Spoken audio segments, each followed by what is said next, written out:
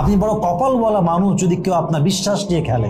আপনি বড় সৌভাগ্যবান মানুষ যদি আপনাকে কেউ ধোঁকা দেয়। এবং মাথায় রাখবেন, আল্লাহ যখন দেখে যে আমার বান্দা দুনিয়ার মানুষকে অতিরিক্ত বিশ্বাস করছে, আমার বান্দা আমাকে বাদ দিয়ে দুনিয়ার প্রতি আসক্ত হচ্ছে, আমার বান্দা দিন দিন আমার থেকে দূরে যাচ্ছে, exactly at the same time আল্লাহ বান্দাকে ধোঁকা খাওয়ায়। আল্লাহ বান্দাকে বিশ্বাসঘাতকতার যে সার্কেলটা আছে, যে মোমেন্টটা আছে, এর ভেতর দিয়ে নিয়ে যাওয়ায়। এর কারণ আল্লাহ বোঝাতে চায় যে বান্দা, the way you are taking to go, যেদিকে তুমি যাচ্ছ, যে পথ তুমি নিচ্ছ যাওয়ার জন্য, দ্যাটস আ রং প্যাথ। এটা সঠিক রাস্তা নয়, এটা ভুল রাস্তা। তুমি যদি শুধুমাত্র আল্লাহকে বিশ্বাস করো, আল্লাহকে ট্রাস্ট করো, ধোঁকা খাওয়ার কোনো চান্স নাই।